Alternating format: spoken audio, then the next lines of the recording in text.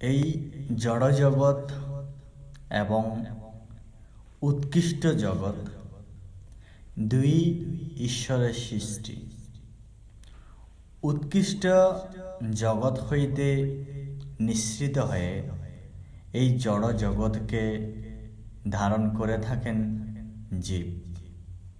এই জড় জগৎ আটটি প্রকৃতি দ্বারা গঠিত, যাহা আমরা পূর্বে জেনেছি।